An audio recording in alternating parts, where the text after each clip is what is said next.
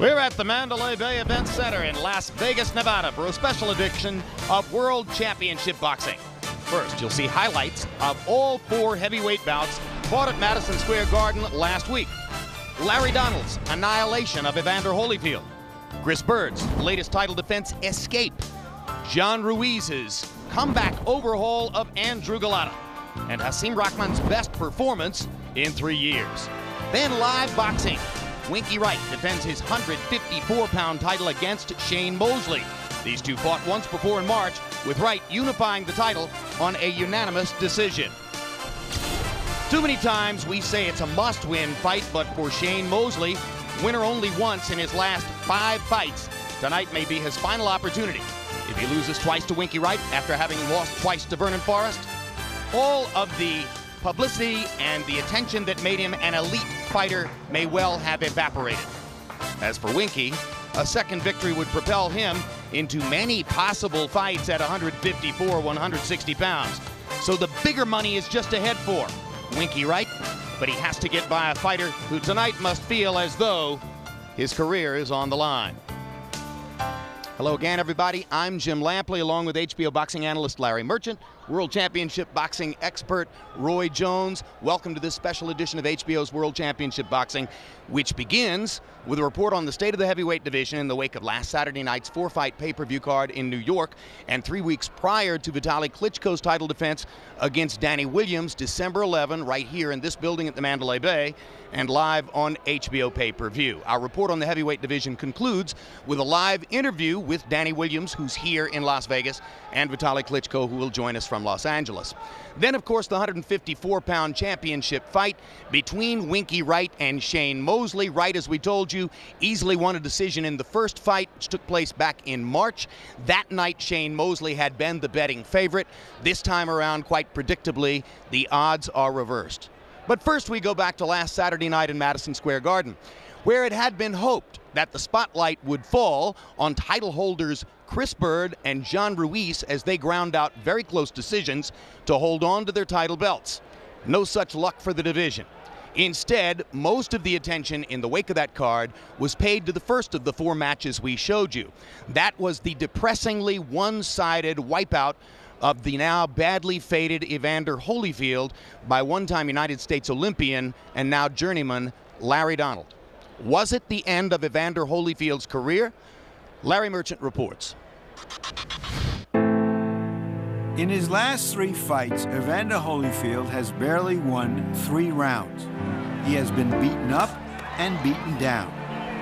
And yet, at 42, in his 20th year as boxing's real deal, he can't admit it's all over. You still believe you can win this fight?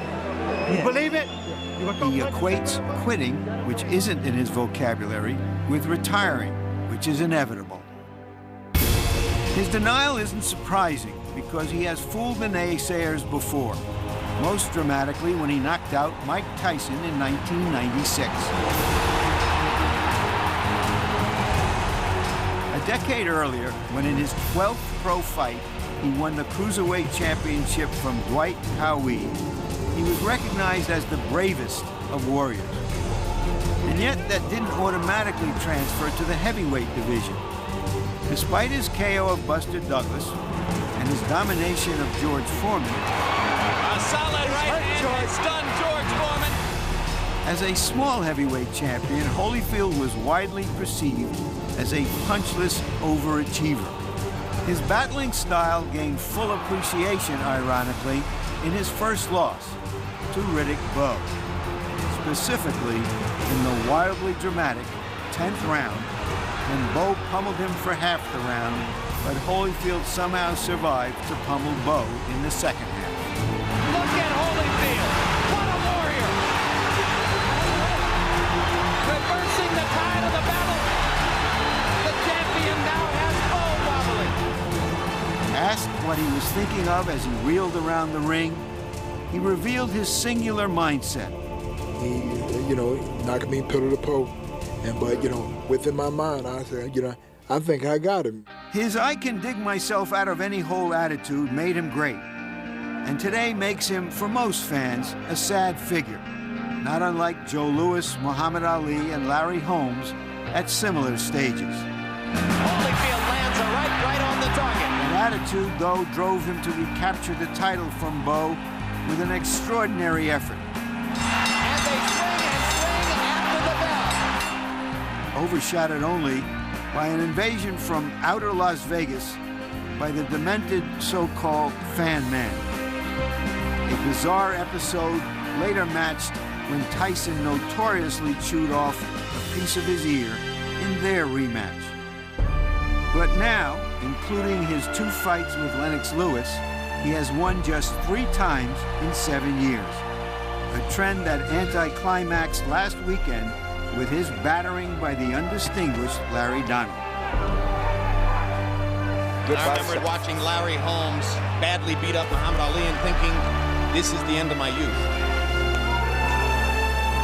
Somewhere tonight, there's a kid who's been watching Evander Holyfield for 20 years. Oh, most of the great His heart heavyweights. hurts. The loss will drop it to 38-8-2. Not really a numerical reflection of what this guy meant to the sport. Evander Holyfield's feeble performance led the New York Commission to medically suspend him, giving him the chance to retire without quitting. Will he take it? That was on videotape from New York, the most embarrassing performance in the long career of Evander Holyfield. There's a live shot of the Strip here in Las Vegas on a chilly, clear November night. We welcome you back. Jim Lampley with Larry Merchant and Roy Jones. This is a painful topic for all of us in boxing, of course, but we've been there before. Larry Merchant, Evander Holyfield says that he will challenge the New York State Athletic Commission's temporary or indefinite, I should say, suspension of him. Does he have a chance of getting it overturned? Might could. But the new New York commissioner, Ron Stevens, deserves applause from all boxing fans for trying to apply a higher standard to licensing fighters, especially veteran fighters, as Nevada often does, rather than just whether they can pass medical tests, like can they still fight? Because there's an implicit catch-22 here. By the time you may catch something in their medical tests, it probably is too late. Evander Holyfield, whom I regard as the best fighter of his prime years, the noblest of warriors, by turning a passive journeyman who was 37 himself into a roaring tiger, failed the test. All right, so that's from the media fraternity. Now let's turn to the fighter fraternity. Roy Jones, obviously, Larry Merchant thinks that Ron Scott Stevens and the New York State Athletic Commission are doing a good thing by trying to uphold a higher standard and, in effect, protect a veteran fighter from his own worst instincts. Do you believe it's the right thing to do? Unfortunately, Jim, I do think it's the right thing to do. I have to take my hat off to the New York State Athletic Commission for doing what they are doing, because when people like Evander Holyfield, myself, we get out, we forget about our lives. And this commission, their job is to help protect our lives. And they're doing a big thing by stepping in and trying to say, we're not going to depend on you to say no, we're going to say no for you, because we know Evander Holyfield will never say no. You understand his pride and his stubbornness too well, don't you? I just told you I know the feeling. All right. Well, so we'll see what happens as the Holyfield situation continues to develop. In the meantime, the fight that promoters had hoped that people would pay most attention to last week may have been the one involving Chris Byrd against Andrew Golota. Byrd, who has been skating on thin ice, or I should say Jameel McCline, excuse me. Golota fought against John Ruiz. We'll talk about that fight later. Byrd has been skating on thin ice with his IBF heavyweight title, as he has had a razor-thin decision over Freso Kendo and a draw with Andrew Golota in his last 2 fights coming in to the fight with McCline. Let's take a look at the tail of the tape for Chris Byrd against Jameel McCline, because, as you'll recall, McCline, a relative latecomer to boxing, is 6'6" and 270 pounds. The 56-pound weight differential between the two is one of the 5 largest ever in the history of heavyweight title fights. And the interesting part of the matchup, of course, McCline, like Hasim Rahman, like Lance Whitaker, like Michael Grant, an athlete from other sports who was brought late to boxing, he has tried over the years to develop a fighter's mentality. But indeed, would it serve him well against one of the most instinctive and natural fighters in the sport, Chris Byrd? Jameel McCline is pretty close to best friends with Chris Bird. Their wives are even closer. Their wives are literally in grief about the fact that this fight takes place and that their friendship has to be momentarily interrupted. Step back. Bird is a slick southpaw with good quick hands. Not a big power puncher, but his hands are very quick. McCline hasn't shown himself as a big power puncher in the past. He's sure big enough to hurt Bird. He hurt him there and put him on the canvas with a right hand. 2 seconds before the end of that round, a round he was losing, he got himself a 2-point round. And that's the pressure I was talking about. That is big time. Jameel Big Time McCline just made a clutch play at the end of the second round. Here we see a replay of the knockdown. Jameel got on the attack like I said he needed to do. Bird was trying to trade with him, and he caught him with a very good right hand right over the top. Jameel McCline may well be ahead by 3 points now on all the scorecards. And now he's going after Bird again. But not wear himself out, because if he wears himself out and doesn't finish Bird, he's going to have problems. He's making contact. Has Bird in serious trouble, and Bird has to try to find a way out of there and hasn't found it so far. Yeah, but he gets tired and runs out of gas. It's going to be the Bird's advantage. Bird with a good left hand to the body. He landed a left to the chin. Now McCline gets him with 2 more straight hard shots.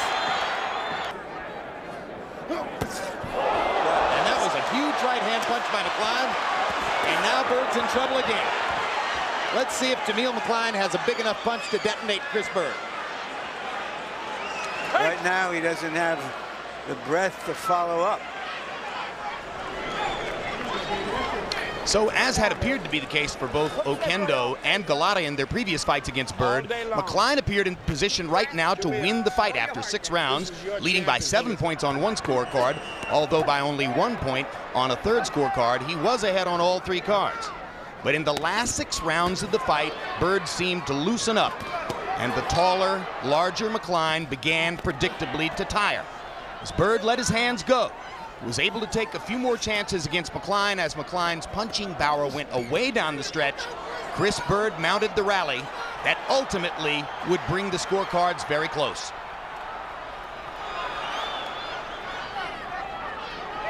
By the final round, Bird seemed able to impose his will on McCline. And as Tracy Bird led her very dear friend Tina McCline into the ring, the decision was announced. Still IBF heavyweight champion of the world, Chris Bird. By a single point, once again, Chris Bird escaped with possession of his title belt. So it's a close decision win over Galata, or over Oquendo, a draw with Galata, and now, in effect, the 1-point decision over McCline in the last 3 fights for heavyweight titleist Chris Bird. Final CompuBox numbers show the difference as Bird, in the last 6 rounds of the fight, threw nearly twice as many punches as in the first 6, landed more than twice as many. McCline numerically equal from rounds 1 to 6 and 7 to 12. Welcome back live in Las Vegas. Roy, 34-year-old Chris Bird finds his fights getting more exciting and more dangerous as he goes along. Where does he go from here? Well, I think he found him more dangerous because he's 34 years old now. He's not as elusive as he used to be. However, he does have agreed to want to satisfy the fans. He doesn't like being called a boring heavyweight champion, so he decides to stand in and trade more. My thoughts for Bird are to go right and fight James Toney. Reason being is because both of them are small heavyweights, both from Michigan, the Michigan area, and that would sell a lot of small talk around the game. Yeah, and in effect, it would be an elimination fight for former middleweights in the heavyweight division. You're exactly right. All right, we'll see which one of the smaller guys, if that were to happen, would emerge as the likely contender for a heavyweight crown. Meanwhile, there was another titleist defending his championship on that card, and that was John Ruiz. Ruiz was taking on Andrew Galata. Before we get to our look back at Ruiz and Galata, we remind you, still to come live here, 154-pound world championship fight between Winky Wright and Shane Mosley coming up. As for Galata and Ruiz, the question was whether Ruiz, the quiet man from Massachusetts, could grind out another of his patentedly ugly decisions against Galata, who has had so many missteps but has shown so much natural talent along the way. Galata, who could have defeated Riddick Bowe, who was knocked out quickly by Lennox Lewis, has had a much more checkered career than the grinder Ruiz, who has proven very difficult for opponents other than Roy Jones to beat. With former heavyweight fighter Randy Newman accepting the difficult job of refereeing the fight, they got it going. Ruiz begins with a combination. Landed the left hand to the body, drove Galata back, and now they mount up again. And John Ruiz starts off very active, Roy. A lot of energy from Ruiz.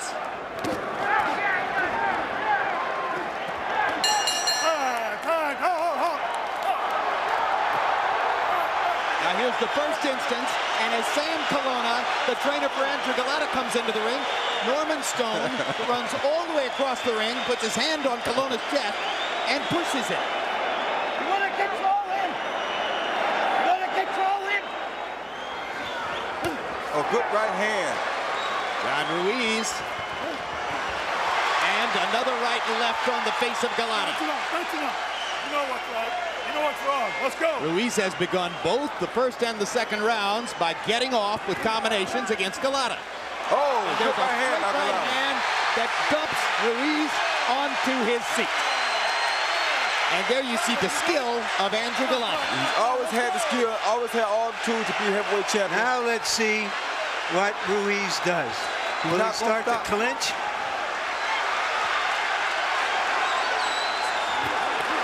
Hard right hand by Ruiz. And this is the second knockdown they've ruled as Newman gives Ruiz a count for the second time. Ruiz is thinking he was thrown down to the canvas. He was complaining about getting hit behind the head while he was down. So did I think he had been thrown to the canvas. I'm here. All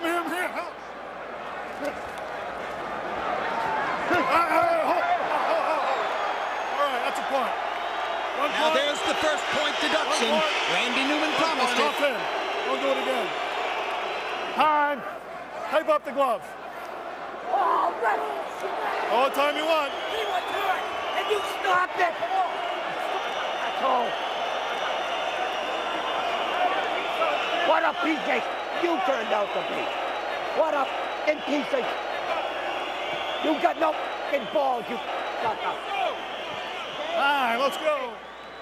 Keep it up, and I'll have you put out of here. You just keep it up. One more time, and you're out. You're not doing your job. You're not doing your job. Now Ruiz's glove is streaming tape again. So at any moment, Randy Newman will be able to stop the action, send Ruiz to his corner where his close friend Norman Stone can take the gloves up.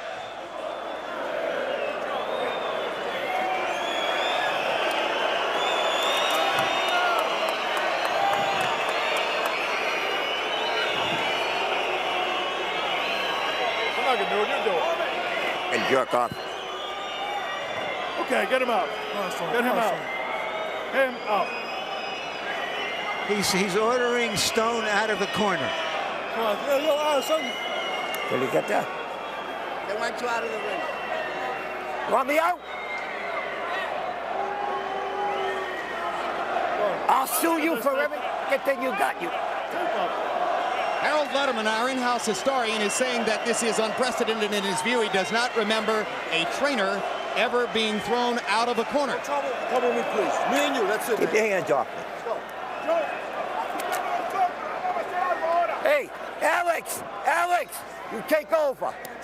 Let's get this one. I'm suing him for everything he's got. Everything. What did I say to him? I didn't say a word to him. Gotta keep walking, please. Don't put your... I'm not putting my hands up, please. You're saying that this is a quick fight, though. Let's go, please. Let's go, gentlemen, let's go. Don't punch. I wonder if that will somehow inspire or depress Ruiz. Don't punch. Hard left hand by Ruiz. Here's his opportunity as he hurts Galata with the right. Big left hand by Galata.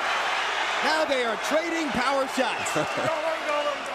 The blood is starting to drip from Galata's right eye. That came from the big left hook that John Ruiz landed. I think Ruiz has been fighting better since his trainer was banished. I agree. Oh, good shot. Knocks the living heck out of Galata with a left hand. Oh. And now Ruiz goes down after the bell and after Galata hit him in the back of the head. Was that the bell? Let's go. This is the worst referee I've ever seen in boxing. He hasn't taken a point away. He hit Johnny in the back of the head, knocked him down. Oh, good hook.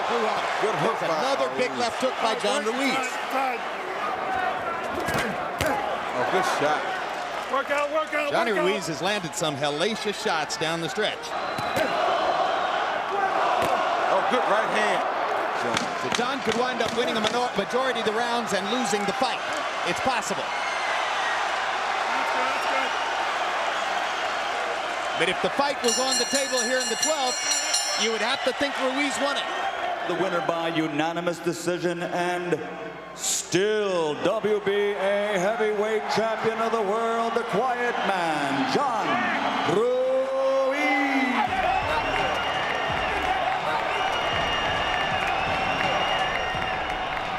So once again, with half the world picking a fighter of questionable mentality to beat him, and having lost 3 points to the 2 knockdowns and a penalty point, John Ruiz came from behind and ground out a close decision win over Andrew Galata to hold on to his belt. And while Norman Stone is not attempting to be loved by anybody else in the world, John Ruiz loves him for his loyal support. CompuBox numbers in the fight. Ruiz coming from behind down the stretch despite winding up landing fewer punches than Galata and at a lower rate. 190 total clinches in the fight counted by CompuBox. More total clinches than landed punches by either of the 2 fighters. We go to the dressing room of Winky Wright, who will be emerging in about 10 minutes to defend his 154-pound world championship against the man against whom he unified the belts last March, Shane Mosley. Mosley had picked up a 154-pound belt in his victory over Oscar De La Hoya, 2 of them in fact, and Wright brought his belt to the ring and put the titles together with his erasure of Mosley in March. Shane promises an entirely different fight tonight. Larry Merchant, going back to the subject of John Ruiz, he is admired and well-liked in the boxing world for his humility and his powerful work ethic. He is despised for that agonizing fighting style. What should boxing do with John Ruiz? Do what John Ruiz did when he ran into a bear in the woods while he was doing his road work for that fight. Flee. 190 clinches? I can't get past this. After Roy Jones, a light heavyweight, thumped him, Ruiz's next fight was for a title. Seriously, how can anyone take such a title seriously? 190 clinches. Woof. Well, you've had a look at 3 of the 4 fights, and the question becomes, did anybody on the card step forward and make a case for himself as somebody who could galvanize the heavyweight division with his talent and an exciting fighting style? Well, one fighter did. The opponent was Cali Meehan, who had made a name for himself 70 days before by fighting Lehman Brewster's to a standstill, almost taking away Brewster's WBO belt, although winding up losing the fight again by a single point.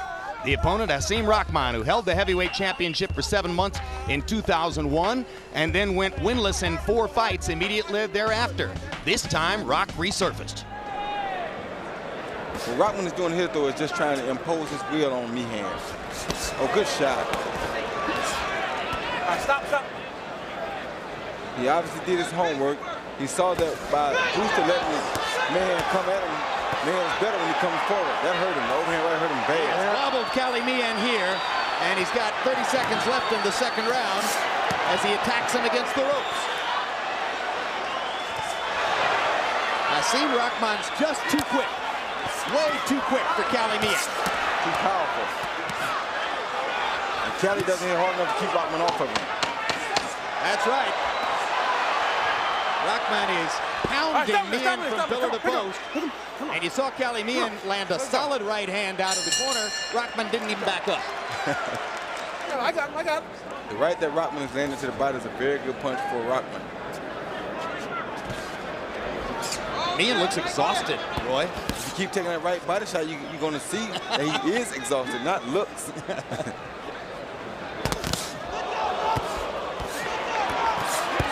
Rockman is totally confident tonight.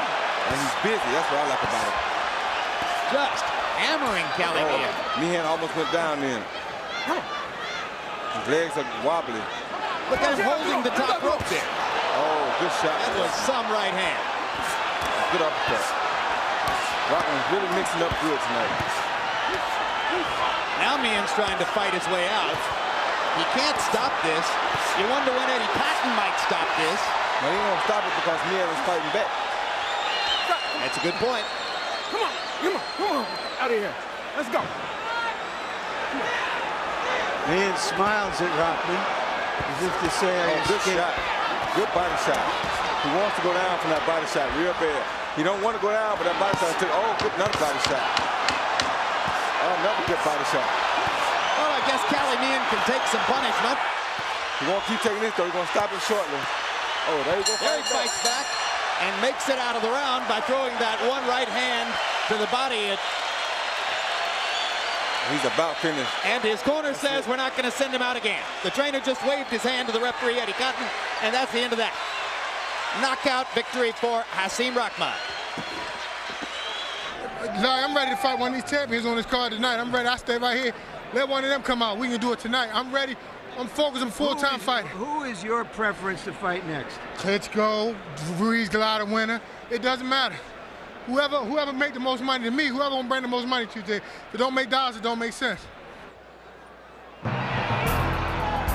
We bring you back live to Las Vegas. That was taped from Madison Square Garden in New York last Saturday night. A look at the Mandalay Bay, where in a matter of minutes, Winky Wright and Shane Mosley will be entering the ring. So now you've seen highlights, as it were, from all four of the heavyweight fights last Saturday night. Larry, it doesn't take much of a winning streak to make progress in the heavyweight division if you have a name. Hasim Rahman, off of the knockout of Kelly Meehan, is now the mandatory challenger for the winner of Vitaly Klitschko versus Danny Williams in 3 weeks. Should he be? Jim, he gives us action and excitement, even though it's often at his own expense. But after all, he did beat a guy last week who a year ago was collecting garbage. Recycling does work. As these rankings show, the most respected rankings by Ring Magazine and USA Today agree on the top 4. Klitschko is the champion, Rahman down at 3rd. And if you don't like the rankings, incidentally, you can recycle either Ring Magazine or USA Today, or both. Meanwhile, there is one more heavyweight title belt. That one belongs to Vitaly Klitschko, and it is to be contested live December 11 here at the Mandalay Bay and live on HBO pay-per-view between the man sitting next to me, Danny Williams of Great Britain, who knocked out Mike Tyson in Louisville a few months ago. Danny, welcome to HBO. Thank you for having me. And joining us live from Los Angeles, Vitaly Klitschko, who is there preparing for the fight in his new adoptive hometown of LA. Vitaly, I'll start with you. Last Saturday night, each one of the 4 winners in the heavyweight fights at Madison Square Garden said afterward that you are the man he would like to fight. Does that make you the functional champion of the division, the main man? Actually, right now, 3 weeks before the fight, December 11, and December 11, everybody, all boxing audience, can decide who is the real heavyweight champion of the world. Did Danny Williams earn the shot to fight you simply by beating Mike Tyson, despite the indifferences in his record before? Yes, Danny Williams destroyed my dream to fight Mike Tyson, and I want to destroy the dream Danny Williams to beat me and to be world champion. I'm ready for that, and I want to show for everybody that great fight in December 11. Danny, a man who knows the heavyweight division as well as anybody, who worked with Lennox Lewis and has worked with both of the Klitschkos, Emmanuel Stewart, said to me earlier this evening, Danny Williams is a whole new person, a completely different man as the result of the knockout of Mike Tyson, and you will see him fight like never before. Is that true? Emmanuel Stewart is 100% right. You know, I've been suffering from a lot of nerve in my early career. You know, hence my performance hasn't been up to date, up to scratch. But, you know, I've got that all sorted, and now, you know, the performances are there for everyone to see. You're going to see a great performance on December 11th. Why should it give you so much confidence to knock out a washed-up 5'11" fighter in preparation for a guy who's in his prime, 6 feet 7 inches tall, completely different style? You call Mike Tyson washed up, but, you know, for the first 3 rounds he was looking very good. You know, a lot of people, including Evan Holyfield, said that it was the best Mike Tyson he's seen for years. You know, it was a very good Mike Tyson, and you know, I knocked him out in 4 rounds. You know, a great performance by Danny Williams. Vitaly, Danny showed against Mike Tyson that he can take a punch, and he showed that he can punch. Corey Sanders also could punch and gave you some nervous moments in Los Angeles earlier this year. What kind of a fight do you expect against Danny? Yeah, Danny Williams is a great fighter. He's a very strong fighter. I saw so many skills. I was surprised last fight against Mike Tyson. Danny shows great boxing skills, iron chin, and big heart. And I know the fight will be not so easy, and I hope the fight will be very interesting. It will be not boring fight. This fight will be a real heavyweight championship of the world, and will be very interesting for all audience who will see this fight. I'm more than sure. Danny, most American fight fans have only had the one real chance to see you. So, based on what you know about yourself and Vitaly, is this a boxing match or a brawl or something in between? I think it's in between. You know, I think we're going to be boxing. Be brawling. You know, what a lot of people don't know about me is that, you know, I've got a tremendous heart. You know, one of my guys I look up to is Rocky Marciano. Back in 2000, I boxed with a dislocated shoulder for the British title, and I was able to win with one arm. So, you know, that's the type of hunger I come into the fights with, and, you know, you're going to see that on December 11th. I started by asking Vitaly if he thought he was the main man. Do you think you're fighting for the title that most matters? Without a shadow of doubt. Vitaly Klitschko is the #1, and I'm fighting for the #1 belt without a shadow of doubt. All right. Thank you very much, Danny. We appreciate it. Welcome to HBO. Looking forward to seeing you in 3 weeks. Vitaly, of course, thanks once again for your time. We will see both of you that week of the big fight in Las Vegas. Once again, it is December 11 here at the Mandalay Bay, live on HBO pay-per-view. Vitaly Klitschko defending against Danny Williams. It should be a raucous fight. For more on our upcoming schedule, next week on HBO pay-per-view, it's the rubber match of the Eric Morales-Marco Antonio Barrera trilogy. More on this fight at the end of our program tonight. December 4, Boxing After Dark returns with rising middleweight Jermaine Taylor taking on former title holder William Jaffe. And December 18, light heavyweight king Antonio Tarver faces Glenn Johnson. Both men hold the distinction of having knockout wins over Roy Jones in their most recent fights. We are back live in Las Vegas. Another shot of the beautiful lights surrounding the Strip on this crystal clear November night. Crowd gathering inside as the 154-pound World Championship fight gets ready to materialize on the ring. Ronald Lamont Winky Wright, St. Petersburg, Florida, defending his title against Sugar Shane Mosley of Pomona, California. A live shot of Winky Wright. Remember, he's taller than Mosley. He is a southpaw. He fights a unique face-forward defensive style. I say face-forward, it should actually be shield-forward. He fights with his right arm in front of him as a guard, comes forward and bedevils opponents with the jab. He's been averaging about 35 to 40 jabs per round in recent fights. Shane Mosley, for his part, has, in the eyes of many boxing experts, deteriorated toward becoming a one-punch-at-a-time slugger in his last several fights. Hasn't shown the combination punching, fluidity, and movement that made him so great in his first win over Oscar De La Hoya 4 years ago. Tonight, Mosley promises something different, having changed trainers, added a new diet, and supposedly an entirely new mental outlook. Now let's get ready for the main event, and one disclaimer before we start talking to Roy Jones again. We need to point out that for several years, Winky Wright was the promotional property of Roy's company, Square Ring Promotions. Roy was, in effect, Winky's promoter, helped to build his career.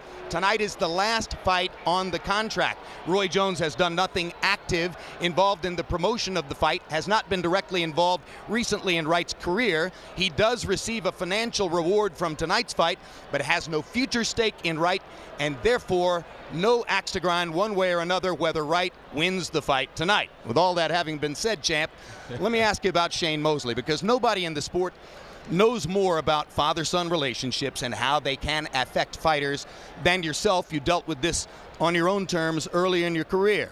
It was painful and difficult for Shane Mosley to fire his father as a trainer after listening to him for 25 years. Now he hires Joe Goosen. Will it help, or is it too late in his career? Well, it could happen, but being at Shane's age, I don't know. What you have to wonder is that killer instinct, that fire to be on top, to be the dominating factor, has that left Shane Mosley? Has that evaded him? If it has because of him being under the auspices of his father, then it may be too late. When you have your father in the background, you know your father is that blanket. He doesn't want to see anything happen to his son. And it's just that level of love. It's no disrespect. He just wants to protect his son. When you feel that, then you feel like you got a blanket so that if you don't win, you're okay. When you step out from under that, like I did before I fought either Bernard Hopkins or James Toney, I was like, now I'm out here on my own. They got to kill me to win, kill me to beat me, because I am on my own. If I lose, I'm gone, and I can't fall back on my dad and no one else. So it could come to help him. We don't know. That's why we're here to see tonight. It comes at the big turning point of Shane Mosley's career, but Larry Merchant, some critics see the fight in very simple terms. Is Winky Wright just too big for Shane Mosley the way Bernard Hopkins was just too big for Oscar De La Hoya? That's what the 13-5 odds in favor of Wright believe. But you dismiss or take too lightly a fighter like Shane Mosley at your own peril. However, Wright seems to have been born at 154 pounds. He's fought for 15 years as a junior middleweight. And as recently as 5 years ago, Mosley was at lightweight, 20 pounds south. Does it mean everything? No. But does it mean something? Probably yes. The question about Wright is he a real champion? Someone who will bring everything time after time after time. Everybody respects and admires a fighter who endures and triumphs, Jim, especially when his name is Winky. Irresistible, of course. All right, let's go to the tail of the tape now for Winky Wright and Shane Mosley. And you will see that Wright, a year younger, an inch and a half taller, 2 inches longer in the arm from the armpit to the end of the fist. They both weighed in at 154 pounds. We have weighed neither unofficially tonight. Punch stat numbers from their first fight, Larry. Very revealing. Wright was much more active. Mosley has been throwing approximately 25% fewer punches since he moved up from the lighter weights. Jabs in particular, Wright was able to control the action, throwing almost twice as many jabs per round as Mosley. Rules of the bout with our unofficial ringside scorer, Harold Letterman. The Winky Wright Shane Mosley fight is scheduled for 12 rounds using the unified rules of the Association of Boxing Commissions. There is no 3 knockdown rule. Only the referee can stop the fight. In case a cut is caused by an accidental headbutt, we go to the scorecards after 4 rounds have been completed, and you cannot be saved by the bell at any round, including the 12th and final round. Jim. All right, thank you very much, Harold Letterman. Shane Mosley has been boxing since he was 8 years old. Now he will prepare to walk to the ring for the very first time without his father. Roy, his father's here. And not only is he here, he's around. He's at the news conference, he's at the weigh-in, and he's issuing quotes to reporters. Is that damaging and destructive to Shane? No, I don't think it's damaging or destructive. I think it's good to show that his father is still here. I hope his father is issuing support quotes and not bad quotes. Jim, Joe Goosen wants Mosley to return to the kind of fighter he was at the lower weights when he stopped or knocked out 32 of his first 34 opponents, but did it by first breaking him down with his hand speed and his intelligence in the ring. So you're going to see a slightly different body on Shane Mosley when he gets into the ring, because for the first time in a very long time, he did no weightlifting before this fight. Mosley claimed he felt sluggish and that his body simply would not respond in the first fight against Wright. He says tonight, Wright will be shocked at the energy and the movement he'll be able to show. Wright will be saying, "Who is this masked man?" But some say, Roy Jones, if Shane throws more punches, it's only going to leave more openings for the bigger Winky Wright. Yeah, but Winky Wright is not a big one-punch puncher either. So that won't hurt that he would get open shots. That won't bother Shane. Winky doesn't really punch hard for us doing middleweight. He's a consistent fighter. He doesn't thrive off of power. Shane Mosley's biggest wins, 2 of them, over Oscar De La Hoya. The loss to Winky Wright, and of course the 2 losses to Vernon Forrest. And the question is Shane making the same mistake twice? Many suggested that he shouldn't go directly to the rematch with Forrest. After Forrest snuffed him the first time, he insisted on doing so. Many suggested that he shouldn't go directly to this rematch against Winky Wright. He insisted once again on doing so. Here comes Winky. Fought under the radar for many years. Roy, would Winky Wright have been an elite star 6 or 7 years ago if somebody prior to Shane Mosley had given him a chance to get into the fraternity? Yes, I think he would have. Most guys were avoiding him, which is why I wanted to pick him up, because I saw so many people avoiding him and not giving him a great opportunity to show who he really was. The 1 or 2 opportunities he got the short end of the stick. So that gave me more reason to want to get him and help him along that journey. That's a long, hard journey to stay on and to stay focused while you're on that journey by yourself. Having me, he knew he would get a shot like this soon. Jim, until he fought Fernando Vargas, he was a stick and move southpaw. He didn't create the kind of excitement that it would have made him even a television fighter, much less a popular champion. But he is a champion now. When he came home after beating Mosley, there was a big sign out in front of his favorite gentleman's club. Congratulations, Winky Wright. They have gentlemen's clubs in Tampa? So I've heard. Yeah, but do they have gentlemen? So there are the notable wins for Wright. He made a career of beating Bronco McCart. And, of course, the win over Shane Mosley. Had he fought the last 2 rounds against Vargas 5 years ago, the way he fought the first 10, you might have heard of him long before now. Let's go to ring announcer Michael Buffer for the official introductions. Ladies and gentlemen, good evening and welcome to the Mandalay Bay Resort and Casino of Las Vegas, USA, where tonight Gary Shaw Promotions is proud to present the rematch. 12 rounds of boxing for the universally recognized, undisputed Super Welterweight Championship of the World. Sponsored by Nemiroff, sanctioned by the WBC and WBA, and the Nevada State Athletic Commission Chairman John Bailey, Executive Director Mark Ratner. The 3 judges at ringside scoring this contest will be Hubert Earl from Canada, Dwayne Ford from Nevada, and Tommy Kazmarek from New Jersey. And when the bell rings, your referee in charge of the action, working for the 167th time in a world title bout, Joe Cortez. And now, for the thousands in attendance here at the Mandalay Bay of Las Vegas and the millions watching around the world, ladies and gentlemen, let's get ready to rumble!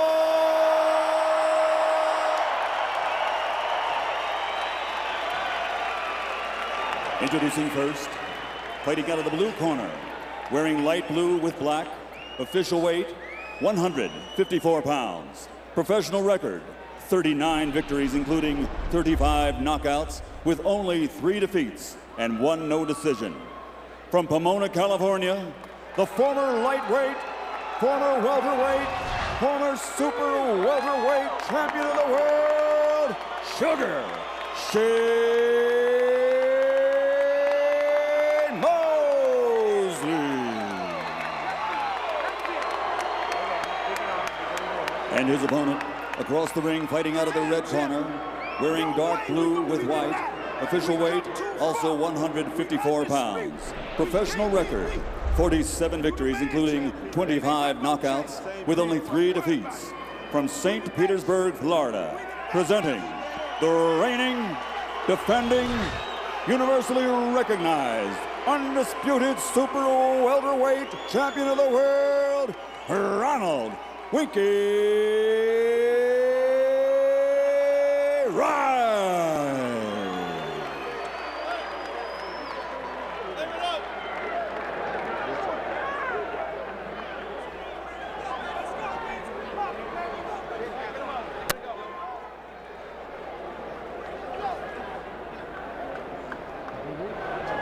All right, gentlemen, we went over the rules in the dressing room. I expect a good, clean fight. Abide by the rules by the Nevada State Athletic Commission. I'm here to enforce them. Give me a good, clean fight. Obey my commands at all times. Remember, guys, I'm fair, but I'm firm. Touch them up. Go. Everyone expects Shane Mosley to try to be quicker at the outset, including Winky Wright. He might just try to force him, to take him on.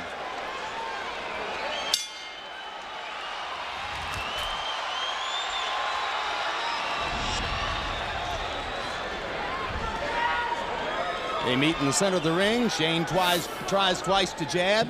Winky shakes his head as if to say, nah, you didn't get to me. Last fight, Winky Wright used his jab to kind of control Shane, and that's what he's starting out with now, but Shane has to stop that. Shane throwing a 4-punch combination. There were too few of those for him in the first fight. And I don't think that the combinations are is the way to beat Winky Wright for Shane Mosley, because Winky will take those punches just like that and keep coming. All he'll do is use that to wear Shane out. What Shane has to do is use his own jab to stop Winky's jab. If he doesn't use his jab to nullify Winky's jab, he's going to lose again. But what Shane is plainly trying to do, Roy, is throw more body punches than he did in the first fight. He's already practically done that. Yeah, that's true too, but the body shots are not going to be nearly as effective until he can get something wrong with that jab, like that. Because Shane Mosley was clearly discouraged midway through the first fight, I asked his new trainer Joe Goosen yesterday how important it was for him to perform well in the first 2 rounds. And Joe predictably said, critically important, important that he set the pace and establish the way the fight will be fought. Not easy to do against a guy whose style is unique and has given him the right to dictate many fights. And once again, Winky Wright is using his jab to control Shane right there. That's the problem Shane has. Shane's trying to go to the body more. It's not easy to do when Wright pins his elbows against his ribs.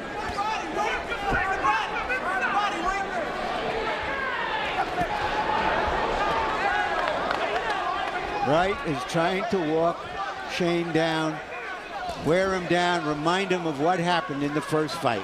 And that jab is a real reminder. And Wright is so confident of what he's doing in there. It's very difficult for Shane Mosley to reverse the enormous confidence Winky Wright feels against him right now. Wright landed that left hand, smiled, blocked Mosley's body shots, smiled again, goes back to work with the jab.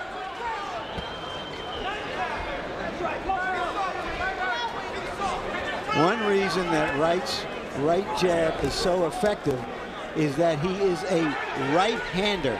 He does everything except fight right-handed. His strongest hand is his right. Former heavyweight champion Michael Moorer was that way as well. Shane has a cut already on the outside of his left eye. Could that be from Winky's right jab? That's exactly what it's from. And Winky now bats Shane back into the ropes with a strong left hand. Wright is finding it relatively easy to do what he wants once again in the last minute of round 1.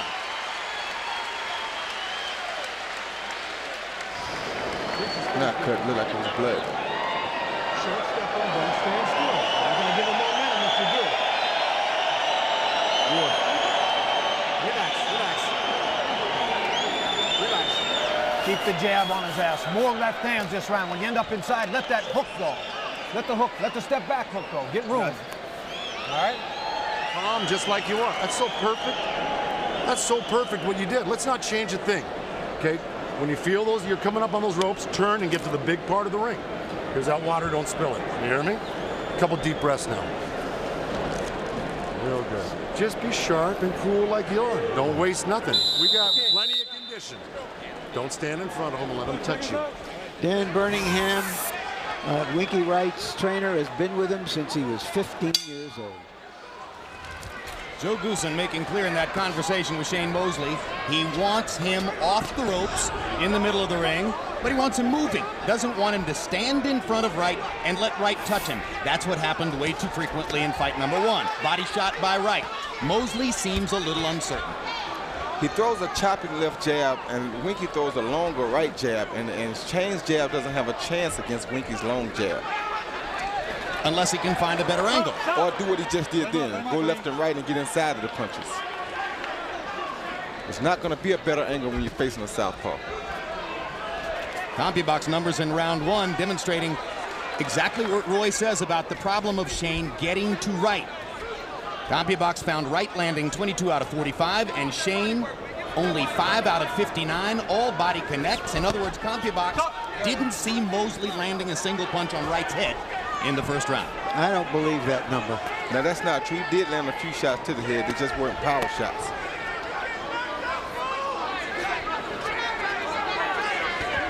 See, there's the jab right there. That's what Winky uses to control Shane Mosley with. It's what Vernon Forrest did as well. Yeah, but it's different with Vernon Forrest because he's an orthodox fighter. Yeah, I mean, but it was the jab. And the length. And a right hand that did damage when it landed. Hard right hand inside by Wright. Mosley comes back to the body. Solid left hand upstairs by Winky Wright. Left hand lands again. Mosley not enough head movement to elude Wright's straight shots. Right hand lands upstairs for Shane Mosley. Tries it again. Gets Wright's ear. Body shot by Mosley. Then he punches against Wright's gloves. Winky goes back to just touching him with the jab. Good right hand by Mosley. Right with the left to the body. Mosley seems to be fighting him almost the same way as he did in the first fight right now, standing mostly in front of him. There's a good left hand to the body by Mosley. Good right to the body by Mosley. And another. So already Shane Mosley is landing more effective body punches than was the case in the first fight.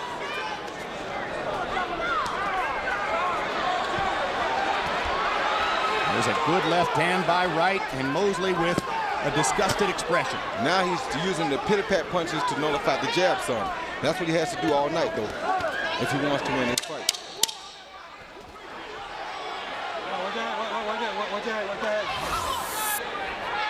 Hard-fought second round coming to a close. Mosley did some damage to the body. Wright still in charge upstairs. This Tuesday, tune in for next Real Sports with Brian Gumbel. This month, Real Sports looks at former Detroit Tiger Cecil Fielder. Once a home run hitting millionaire, Fielder is now destitute after gambling cost him his fortune and his family. Painful story. Debuts Tuesday, November 23. Jackson, breathe. Breathe. Relax. You good. You feel good? The leg's strong, well. Okay, put the pressure on. When you hurt him with the left hand, hit with the left hand more. God's go more. Let your hands go. Be first more. Don't stand still. And there's Shane's dad, Jack Mosley. Still training fighters, other fighters besides Mosley. And still with strong opinions about his son's career and abilities.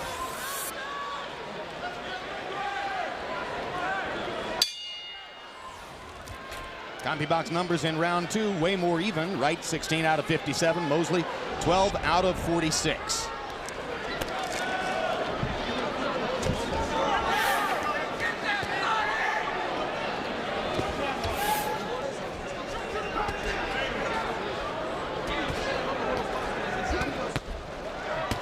There's a hard right hand and a left hand upstairs by Mosley. Wright said that he didn't feel Shane had any real power in the first fight. Mosley said, I'm not surprised by that. My body had nothing that night. There's was a good 1-2 by Wright. Mosley came back with a right hand, but Winky rolled on the punch. Wright nods and comes in with a straight left hand, then a right hook. Mosley having difficulty stopping Winky's attack upstairs. And he allows himself to get blocked against the ropes where Joe Goosen didn't want him to be. He can't seem to avoid that straight left lead once he pins himself against the ropes. He's fighting behind Winky, and that's why he's getting caught so much, meaning he's letting Winky initiate the contact first. What do you mean by fighting behind him? He's letting Winky initiate contact before he tries to fight.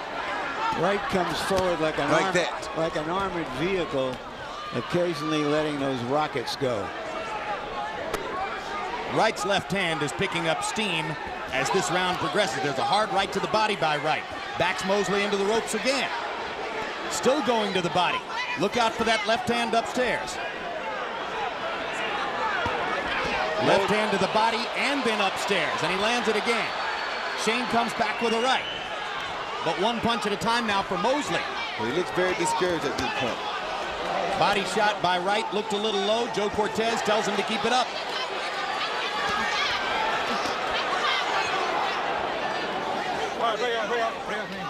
When Shane Mosley was dominating the lightweight division, later when he was beating Oscar De La Hoya, moving up to welterweight, we didn't know how visibly he could show discouragement when things went badly in a fight. But we've seen it against Forrest. We saw it against Wright the first time around. And this builds gas, puts gas in Wright's tank because he looks for guys to start to slow down and lose confidence in the fight. That's how he wins fights. He usually starts out fighting guys who are stronger punchers or quicker fighters than him. And as he sees their confidence go away, he builds confidence. Good body shot by Mosley. Good combination, actually. But Wright doesn't back off. Come on.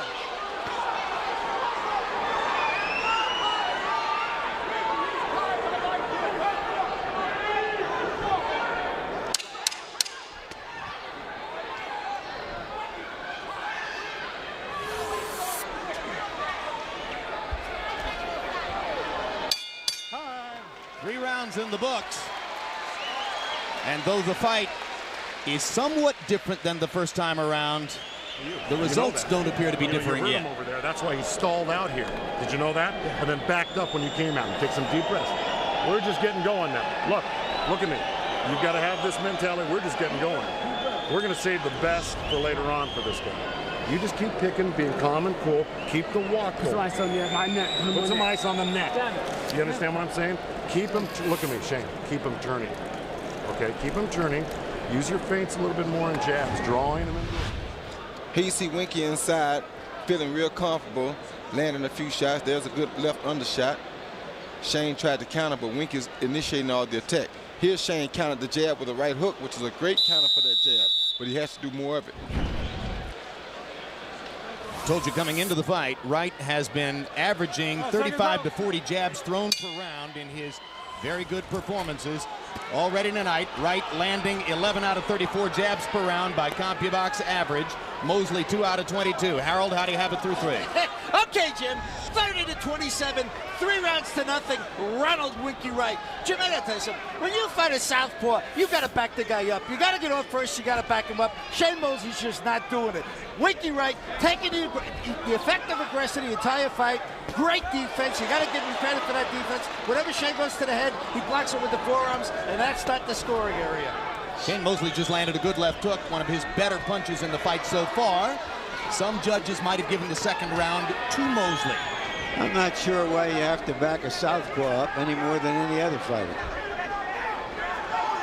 Because Winky Wright doesn't fight like a classic southpaw anymore because he is an aggressor. Yeah, but the thing about Winky is he's more comfortable coming forward, and this is why you should back him up, as a southpaw in particular. The other reason people say usually back a southpaw up is because when a southpaw comes forward, he throws punches from the different side. You're used to seeing a right-hander come at you, but you're not used to seeing a left-hander come at you. So everything you do that works against a right-hander, which is what we've most brought up and learned to taught to fight against, doesn't work against him. So you're better off to go ahead and initiate the contact so that you make him fight off of what you do.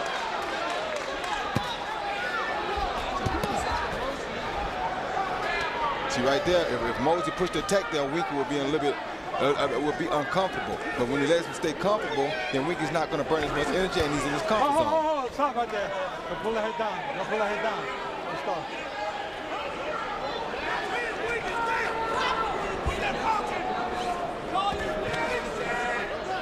Come on, guy. Watch your head. Watch your head.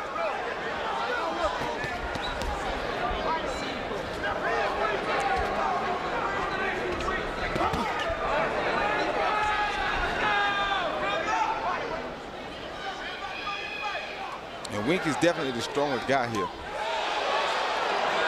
That's what happens when you wait on a southpaw, just like that. He got caught with a good right hook because he was waiting on Winky. Good right to the chest by Mosley.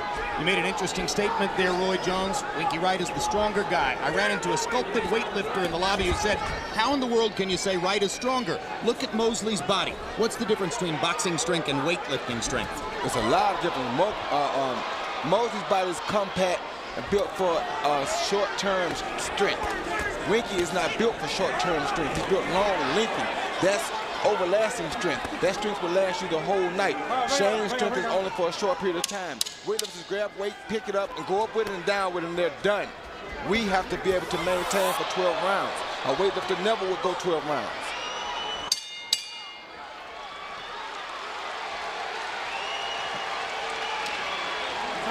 Comes close to hitting this when you put yourself on the ropes.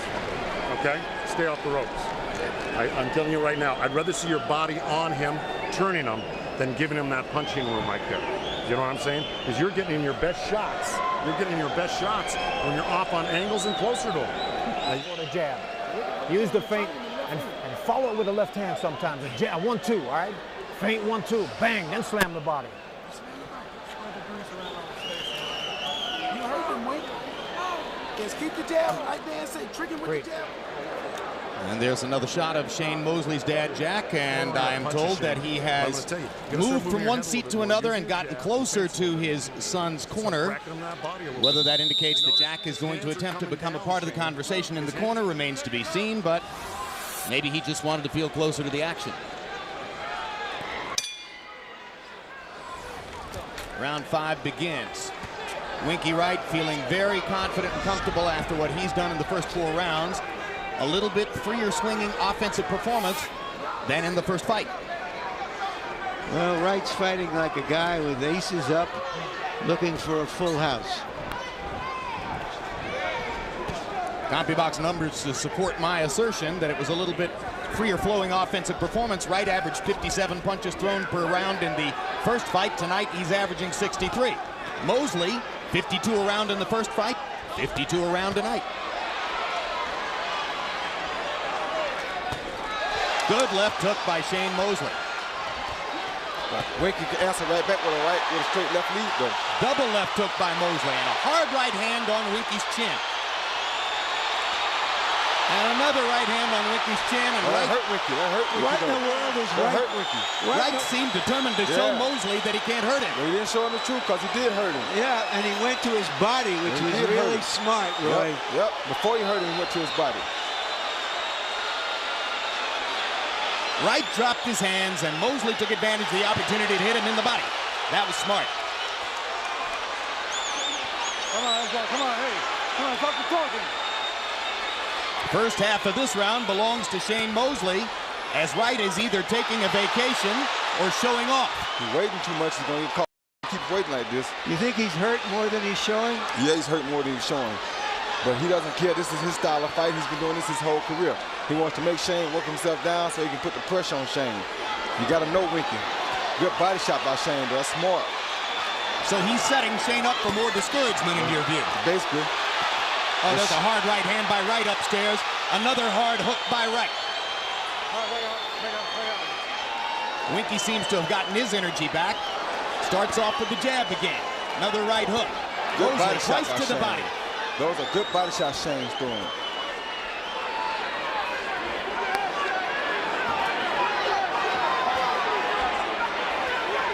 And Shane is managing to throw punches more fluidly without loading up. And now Wright is pop-shotting it. This is Wright's fight. This is the type of fight Wright wants to fight. This is how he made his living, because he wants to make you fight, get you tired, and he knows he can outlast most guys because this has been his style of fighting for a long time now. Mosley lands another left hook. Wright walks through it, keeps coming. Hammers Mosley with the left upstairs. Mosley hammers right to the body. And as you see, Wright is not the big power puncher, the one-punch power puncher. He's a cumulative guy. And he can take a punch pretty well. Exactly, and that's what he wants to do right there. Solid left hand, stunned Mosley to end the round. That's the most competitive round and the best round that they've fought against each other in 2 fights. You don't win a big fight that way. I know you can take a shot. God damn it. Don't do that bullshit. That ain't you. You take your short steps, you jab your way in. You don't walk in like this. Larry and Roy, we're going to show in real speed here. Wright dropping his hands and getting hit. He got overconfident here. Was telling Shane basically that you can't hurt me. Shane landed a good right shot there. Shane went to the body smart, then he sneaks an overhand right there. And that actually did hurt Winky. Now here's what it looked like in slow motion. It was a good shot in slow motion. You know, you can chop down a sequoia with a penknife if you chop long enough. Wright's trainer, Dan Birmingham, has just had a violently angry fit in the corner, dressing his fighter down for a full minute for that little show. Wright left the corner grinning. Power shots in round 5 by CompuBox count. Mosley threw 51, landed 18. Wright came back in the round, landed 14 power shots of his own. So probably Winky gave a round away there, or Shane won it, as Wright tried to make a point. Well, hard right hand by Wright. There's that jab again.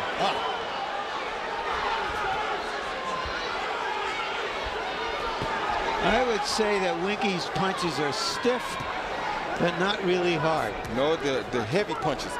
And what that means is they feel like lead when they hit you. They don't shock you. They won't knock you out with one arm right away, but they're lead. They got that lead feel to them. He's heavy-handed in a sense.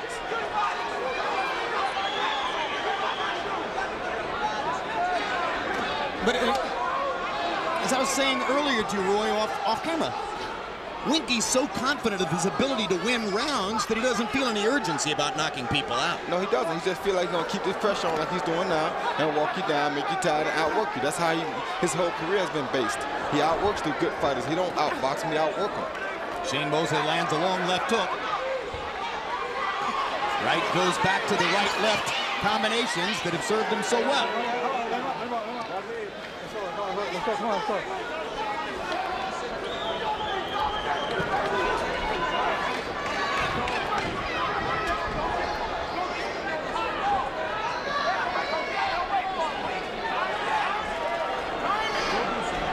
A good left hand, all set up by that right jab.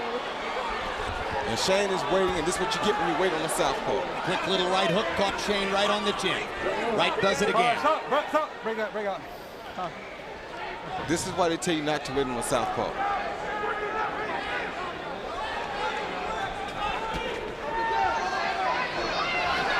Well, particularly a southpaw who's longer than you are and stronger.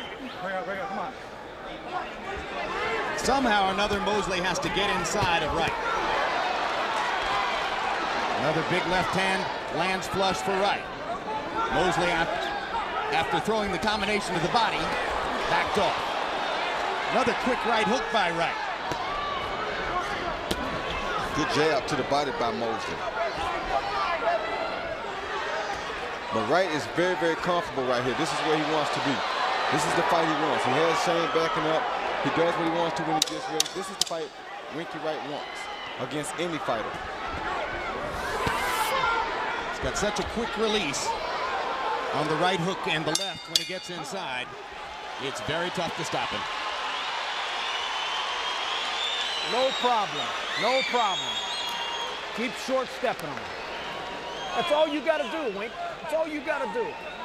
Keep the feint working. Breathe. Relax. Relax. Get your win. Feint. Keep the feint working. You got him really looking for it now. Feint and then open up. Feint and open up sometimes. He's not seeing the left hand. Keep that left hand pumping. Keep that left hand pumping. Come on. Don't lay. Don't lay, Winky. Gotcha. You outclass this guy 100% when you don't lay. Gotcha. Breathe. Couple. The fun couple. Swallow. It's by going to that body. It's by not. If you touch him with a couple of short shots, I need some big shots after. Hey, here's the fun couple of the week, Larry. That's Bernard Hopkins on the left and Oscar De La Hoya on the right. What's going on there, Larry? Well, they announced today that Bernard Hopkins is going to fight for De La Hoya's Golden Boy Promotions. De La Hoya is leaving Bob Arum to fight under his own banner. And Hopkins is now a partner in that company, so they're working together. It'll be interesting to see whether Wright will be able to make a fight with either of them and how that would play into the promotional angle. Assuming Wright wins tonight. Harold, how do you have it through 6? Okay, Jim. 4 rounds to 2, 58-56, Ronald Winky Wright. Jim, I thought Shane Mosley had a fairly decent run around 4, landed some nice shots. Round 5, Winky Wright just gave up by dropping his hands. Other than that, it's been all Ronald Winky Wright. Effective aggressiveness, tremendous defense, that great right jab, and a heck of a right hook.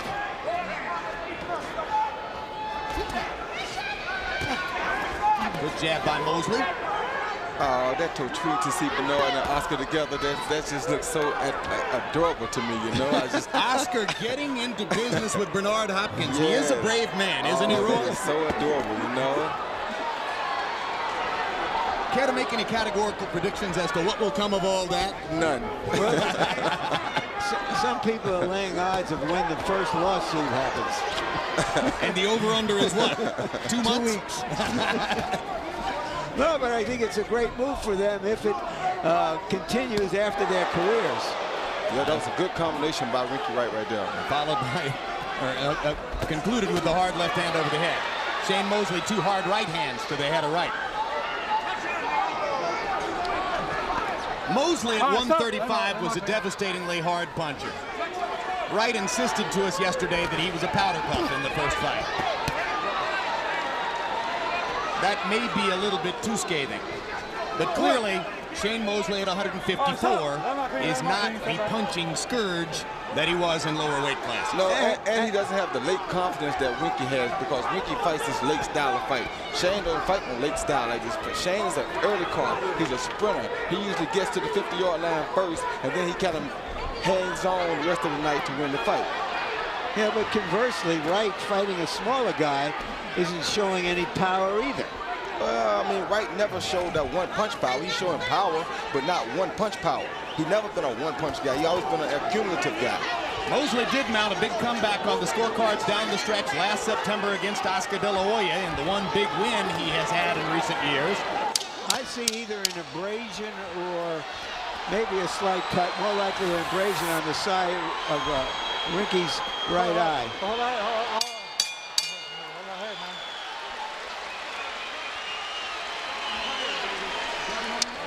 7 rounds out of 12 in the books. December 10. Tune in for Reverse of the Curse of the Bambino, an HBO Sports documentary chronicling the Red Sox and their stirring win this year. Updated from the earlier documentary Curse of the Bambino, you'll follow the Sox from their alleged 1918 Babe Ruth curse all the way through to the breaking of that spell in this year's World Series.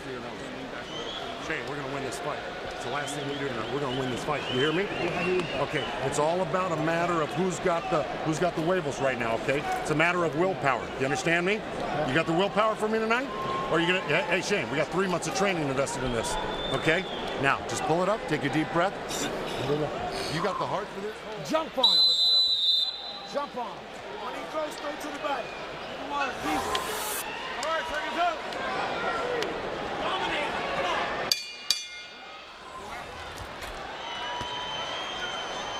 Round 8. We don't know what's on the scorecards, of course, but the numbers suggest that Wright is even more firmly in control now than was the case 8 months ago. Watch your feet. Shane can't keep waiting on Winky Wright like that. He's going to get caught with bigger shots. Here's a big Shane Mosley flurry. Yeah, but this is what Winky wants. He wants him to put out so you can get him tired. And watch what he does as soon as Shane stops. Watch what he does. He's going to come right back to the body, then he's going to continue to work the head, and he's going to try to work Shane down. This is how Winky fights. Winky loves this. What if he runs into a guy who doesn't stop? He's not going to run to that. He'll stop him himself. He's been around the block a long time. There ain't many guys that don't stop. That guy's almost unhuman. They trade body shots at close range. Now that's smart by Shane to throw the body shots. But Shane is dead tired too. Shane crashing punches off of Winky's skull. Winky stays in that defensive shell. Now pops to the body again. Both guys trying to chop the opponent down with body shots. Whatever happens in this fight, Shane Mosley is making it more competitive, more interesting. Fighting with more spirit. He fighting like a guy who's out on his own, like I said at the top of our show. Absolutely. He's fighting like a guy who's fighting a win or die battle here. And I love to see this in him. Huge right hand by Mosley. Biggest punch of the fight for him. I thought it lifted the back foot of Wright off the canvas. That shows maturity in Shane at least. Just can't wear himself down because this is Wright comes back fight. to the body and to the head. But I told you he'd be back. This is Winky's style of fighting. Come on, guys. This round will be decided in this last minute.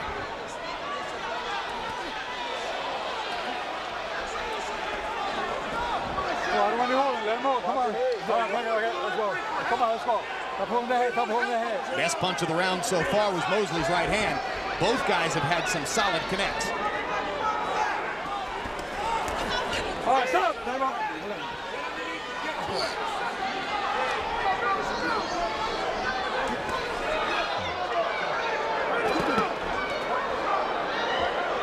Mosley escapes from the corner. Good idea. Very good idea. Now he finds himself against the ropes again.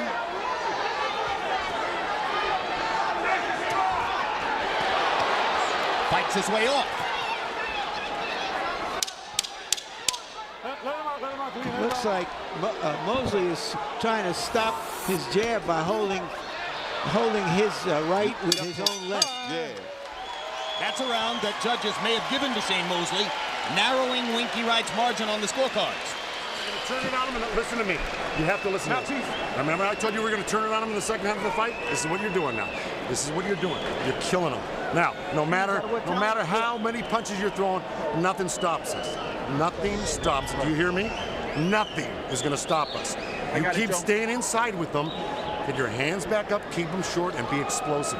Those right hands are killing. You can't take it much longer. Okay? Don't go overboard, but you have to be steady, just like you did when you worked in the gym, when you worked on the inside. Here you see Shane throwing the 1-2, 1-2, 1-2, and he's doing this to keep Winky from throwing that big jab. Keeps Winky's hands pinned to his face. As long as his hands are pinned to his face, he can't be offensive. Then later in the round, you saw him land that overhand right. He threw one there, and he followed it with a second one that did get in. All right, that was probably the best punch of the fight so far tonight for Shane Mosley. Now you heard Joe Goosen trying very hard to boost Shane Mosley's confidence, telling him Wright can't take that right hand much longer. That may or may not be true, but certainly Shane responds to Goosen in such a way as to indicate he believes he's still in the fight. He's letting Wright start out right away with that right hook, with that right jab, though, and it caused him to get caught with a right hook just then. See how he's trying to spar that with his left hand to stop the right jab? He's trying.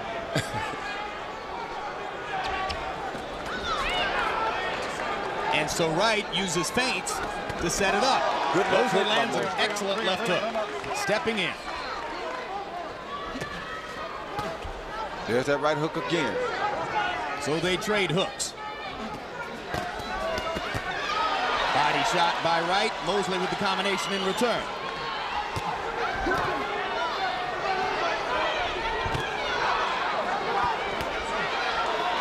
Goosen makes a good point when he tells Shane to keep his hands busy, to keep Wright's hands from working. Keep Wright's hands pinned to his head. The more busy Shane's hands are, the more Winky's hands have to stay home. So I understand what Goosen is trying to get him to do. Work the heads. Come on, let's go. Does Winky ever throw any body shots? Yes, he does. And does it make any difference if he doesn't? He throws and he throws very effective body shots. There was a jab to the body.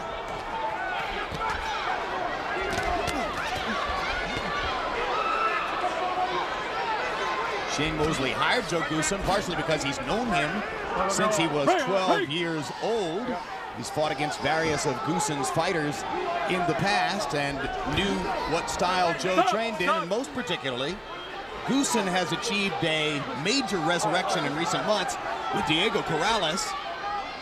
Goosen took over Corrales, improved his boxing style, and has trained him to stunning victories over Joel Casamayor and Acelino Freitas. Mosley's looking for the same kind of magic from Joe. Good right uppercut by Shane Mosley right there. Oh, good left hand by Winky Wright though. Oh, and the right hand snaps Mosley's head back. The straight left did it, actually. So Winky Wright's starting to target his left hand again. And Shane Mosley knows he has to go on the offensive. Try to keep Winky Wright in a defensive mode, as Joe Goosen has urged him to do. But when you wait on Winky like this, you let Winky do what he wants to do. And that's not good for Shane Mosley.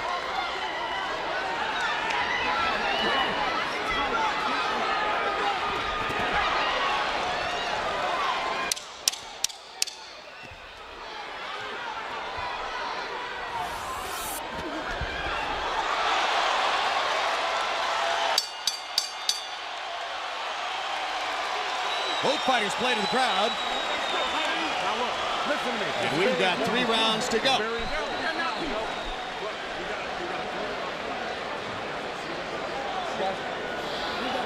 That was a good round, just like that. Short stepper, short stepper. Breathe, breathe. I'm telling you. Good work, just like that, just like that. Keep turning them, keep turning them. Breathe, relax, relax. Relax, come on, breathe. Guys. Breathe. He does not have to stay with you. He's going to try to fake you out like he's got it. He don't have what you have left. You understand? I know that as a fact. He doesn't have it. You know it, right? Yeah. Okay. Come on, take a deep breath.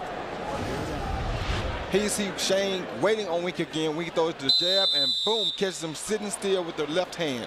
Every time he waits on Winky, Winky lands that big left hand. All right, seconds up.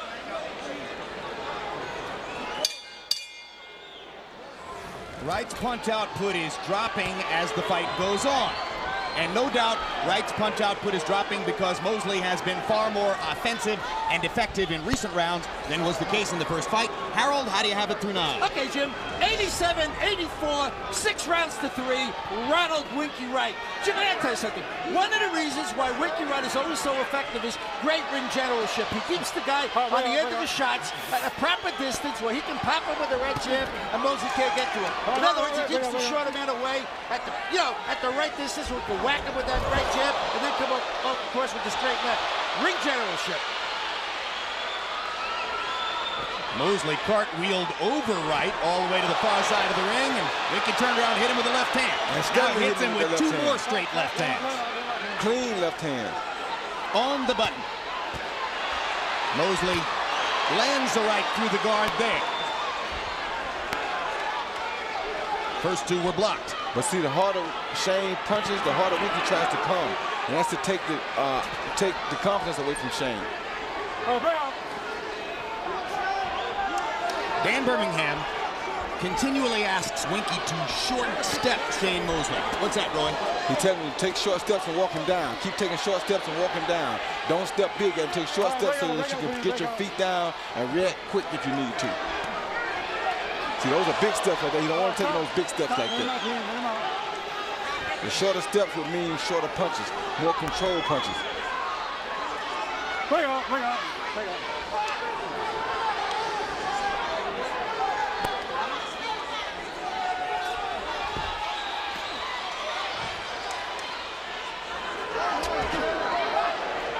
Wright continues to seize the initiative with the jab. This has been a very good round for Winky Wright. I thought Mosley has looked a little tired in this round. Under the belt, Mosley lands a low blow. And Joe Cortez issues a warning to Shane. Well, both fighters have been warned once for low blows. There's a solid right hook by Wright. Another straight left hand. Mosley's getting tattooed by leather in this round. There's that jab again. 4-punch combination. This is when Winky starts to feel good. He feels like he's in his territory now. Looks as though Winky felt as though he needed a statement round here. This is where he's most comfortable at.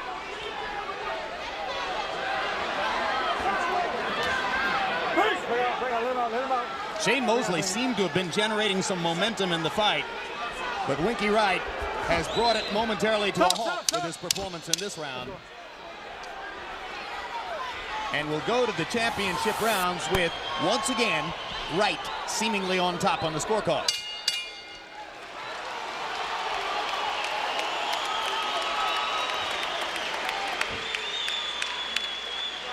They are. They're trying to take it from you, man. They're trying to take it. You hear us? All right, breathe. Relax. We need 2 more rounds just like that. 6 minutes, just like that. Breathe more, breathe more. All right, man. Okay. Don't stand still. Don't stand all right? still. Keep short stepping. Short step, double up on the jab. Show them. Throw them doubles and triples in there like you did that round. All the rounds. The great ones will find it, and you will find it, and you have to start punching short and stiff. You have got to give me 3 minutes this round of you dominating him, not the other way around, not even close. Okay, I need you to put it on him. I need you to back him up and show him who's in charge. It's so necessary. I'm telling you the honest to God's truth here. Do you believe me?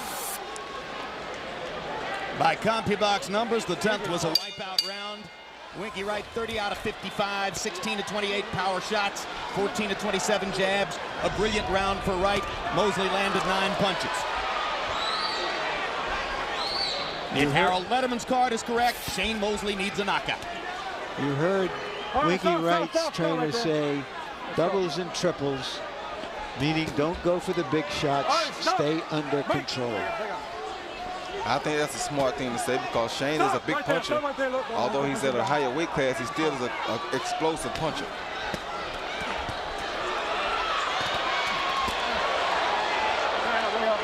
Not just over the course of his career, but from round to round during a fight, the consistency of Winky Wright is amazing. If you were to look at Wright's whole career from start to finish, you'd see 400 similar rounds. Yep, because he's a modern-day Marvin Hagler. And that's what that's why I liked about him when I signed him, because I knew he was very consistent and he stays right with the target. And people can't take that nowadays. Mosley's face is beginning to show the damage that Wright has applied. He's got scuff marks around both cheeks.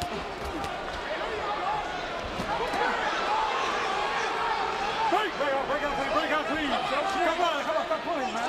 Stop pulling him. Let's go. Not you. Let's go. 2 fighters talking to each other in the ring. They've known each other a long time. All right, break out clean. Step back. Shane Mosley was one of the most decorated amateur fighters ever in America, fighting at 139 pounds. Then entered the pros and went down 4 pounds to 135. Hold on there. Come on, let's go. You guys, give me a clean round, guys. A good shot. Hard right uppercut by Mosley, his best punch in 2 rounds. Stop right there. No wrestling inside. Let's go.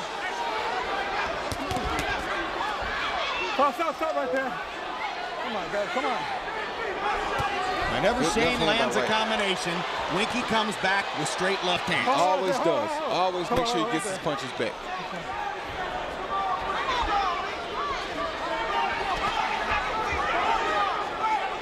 One of the things trainers look for in a gym is my fighter competitive enough to want to make a statement every time he gets hurt.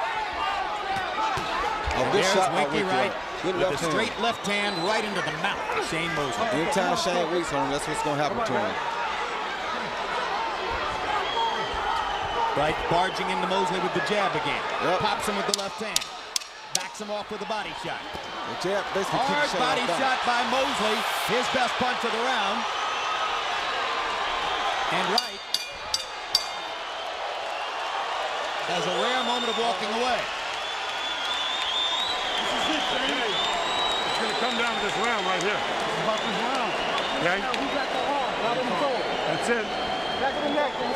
Sit back, baby. Now look, Shane, that was good. You gotta try for that right hand. Over the top. Do you hear me? Take some deep breaths through your nose. I got it, Joe. I feel good? Okay. All right, here we go. Shane, last round, okay? Last round, touch him up. All right, Shane. Keep that jab working. More left hands. He's real frustrated now. He's going for broke, Wink, I'm telling you. You get your lips up, you get your mouthpiece. Try to look like you're punching. The ref's going to stop him. I'm going to stay on the ref. But I'm going to tell you right now, you've got to back him up with a little head movement. Don't walk straight in. And I need, it's all right, just did that. I need that right hand on. Shane Mosley has put up a more spirited battle in this fight than in the original. But right now, it doesn't appear to be good enough. No, it doesn't. In the last 2 rounds, Shane Mosley slowed down a little bit, averaging only 43 punches per round. Some of that was because Winky Wright stepped it up and kept the right jab and the left hand in his face. Wright's corner warned him to look for Mosley to be trying for a knockout shot. And Joe Goosen hinted as much when he said, you got to get in an overhand right.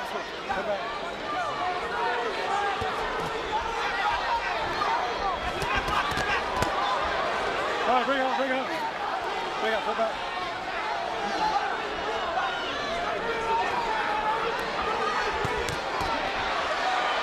There's that jab again.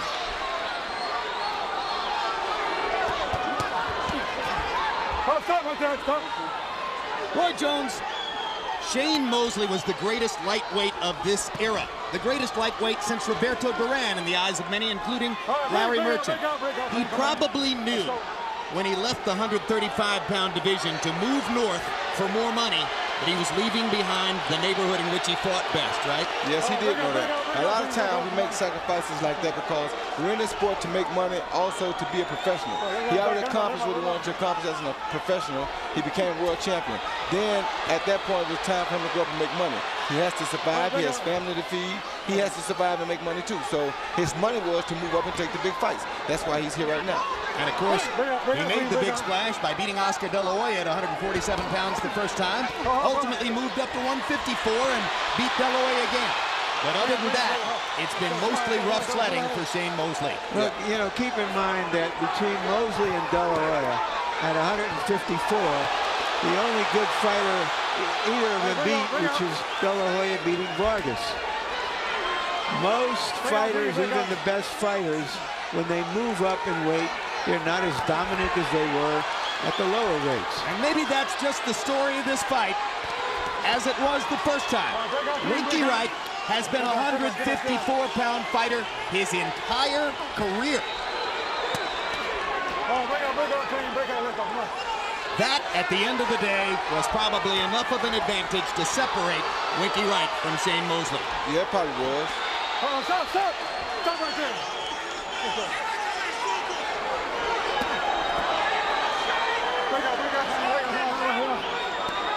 Two talented fighters, two careers now seemingly headed in opposite directions. We don't know when we'll see Shane Mosley at the elite level again. We wait to see what happens with Winky Wright. Good spirited, tough fight. Very good fight. Even though Wright appeared to have the best of it.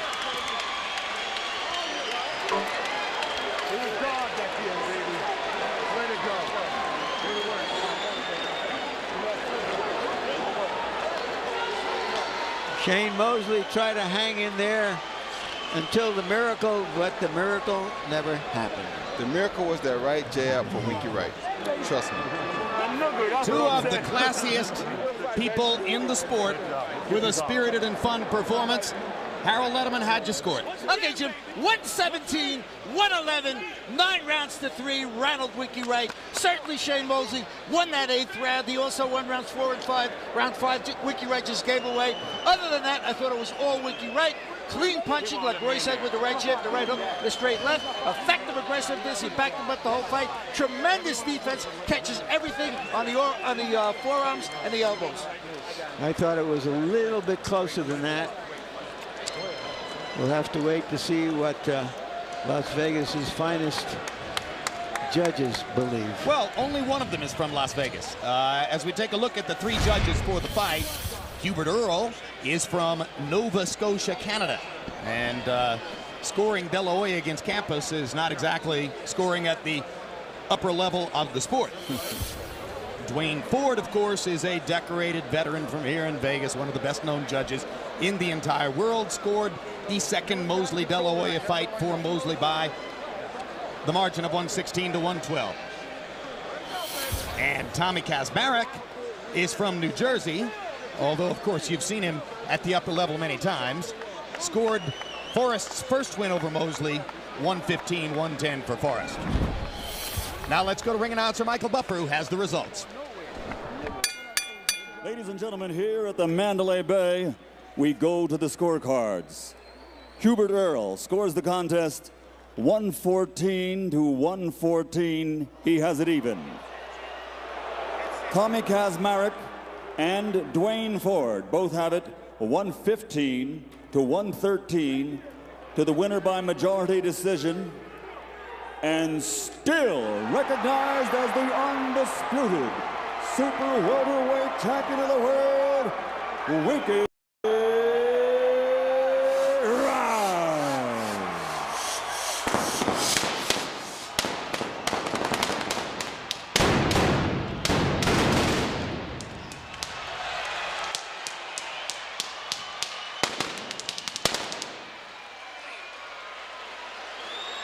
Well, the scores were far closer all the way around. Canadian judge scores it an even fight, 114-114. And Tommy Kazmarek and Dwayne Ford, both veterans, have Wright the winner, but by the relatively narrow margin of 115 to 113. So their view of the fight varies slightly from ours in terms of the competition. But nevertheless, the winner is, as expected, the favorite, the guy who won the first time around, Winky Wright. And here's a look at final CompuBox numbers that show that Wright landed, according to CompuBox, 119 more punches, threw 20 more, landed at a significantly higher connect percentage.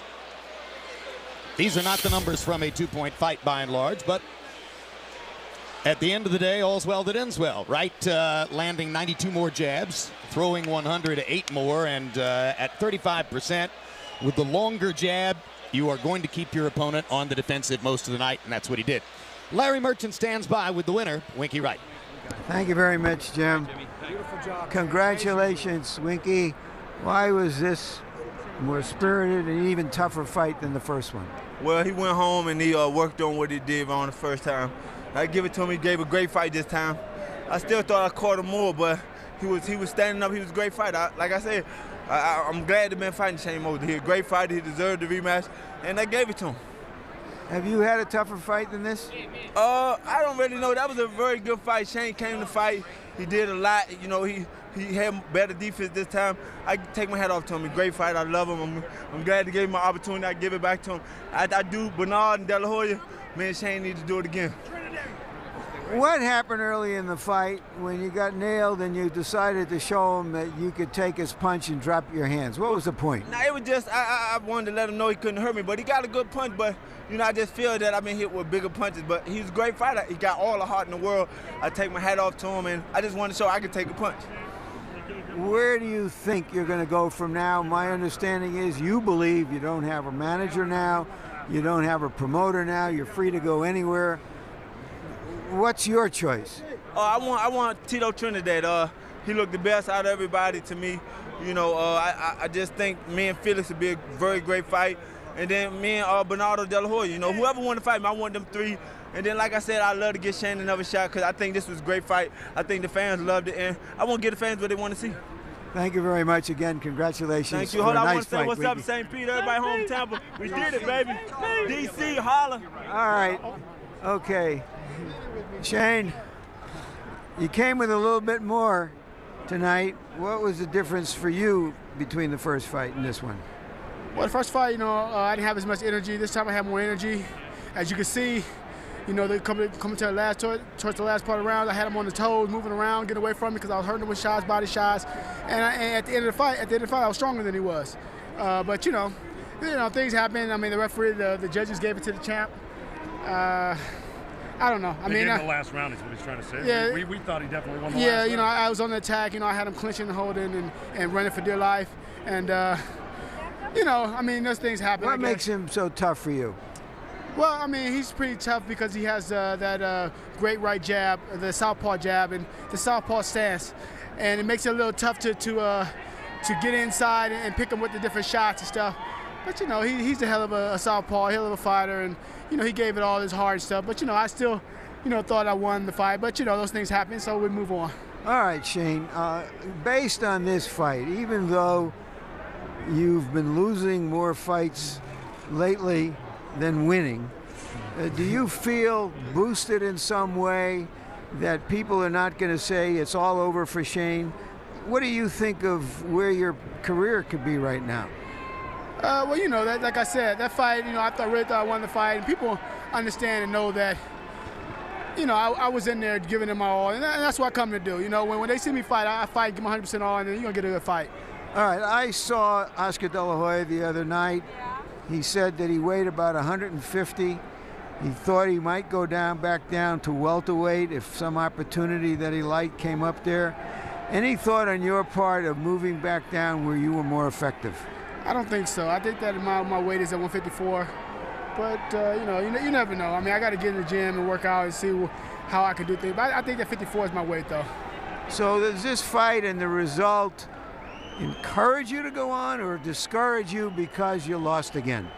Well, it encouraged me because I felt that I won, and it encouraged me because I did a great job. Went out there and I banged with the banger and I boxed with him, and you know, I think I got a lot more solid shots in than he did. You know, he got a lot of straight shots in too, but my punches were solid and they were straight. I got a lot more punches in and a lot more cleaner shots, harder shots than he did. He just basically boxed. Thank you very much, Shane, for a courageous performance. Thank you. Jim? All right, thank you very much, Roy Jones. The hard reality for Shane Mosley, regardless of how good he feels about tonight's performance, is that he's had 2 cracks at a unified champion in the 154-pound weight class and didn't beat him. So how does he get another title shot? Does he go back down to 147? Could he do so with this body at that time? No, I don't think he goes back to 147. I think he just has to go back, take a little time off like I'm doing myself, reevaluate, look at what made him effective over the years, what made him hard to deal with in the beginning. Once we get up there, we get comfortable, and it's a lot harder to get yourself focused to want to go out like these guys do.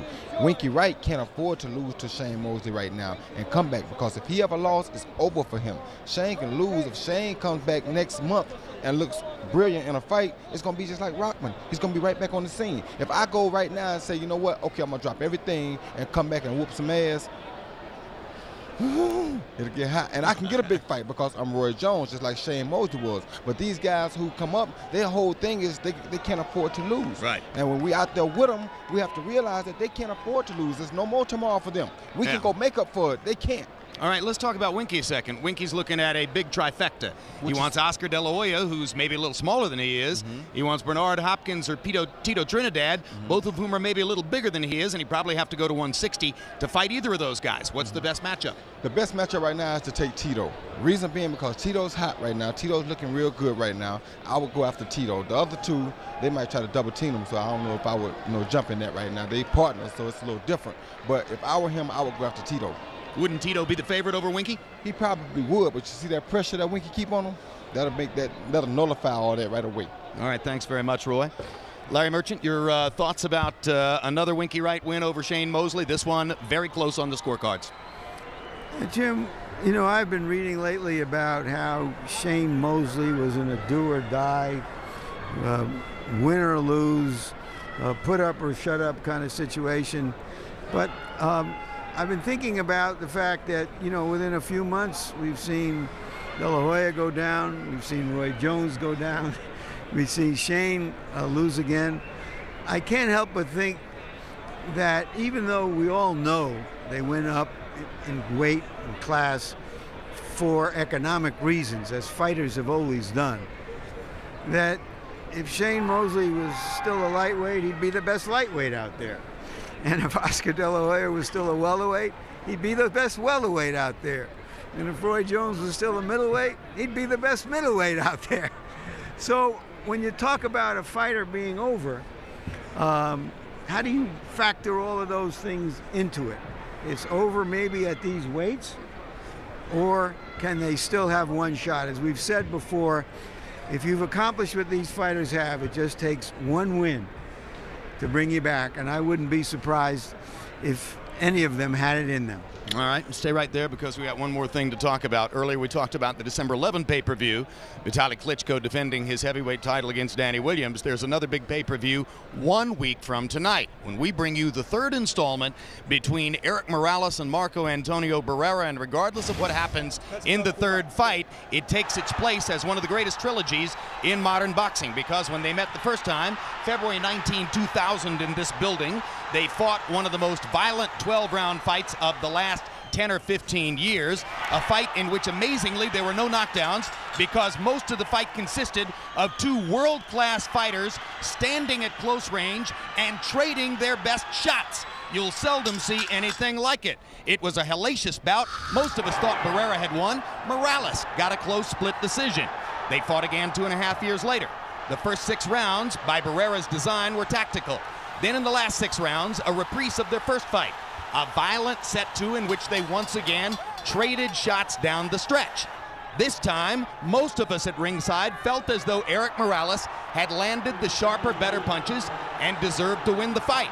And just as we thought that Morales was going to go up 2-0 on Barrera, lo and behold, the decision that time went to Barrera. So ironically, as they get ready to fight for the third time, each man has won once. Each man has won the fight that most ring experts thought that he lost. And now they get ready to go at it for a third time to break the tie and see who holds the long-term advantage among the two terrific Mexican stars. Larry Merchant, they fought at 122, they fought at 126. Now they'll fight at 130. Does that favor either guy? Well, of course, Morales is a little bigger and a little younger, but what I can't help remembering is that Barrera was considered over and done and out when he fought that first fight with Morales, and he fought it as if his life depended on it. And now, once again, after his loss to Pacquiao, he seems to be out of it. I wouldn't put it past him to come back, and if he attacks the way he did in the first fight and the second half of the second fight, it's a fight. What a fascinating career Marco Antonio Barrera has had.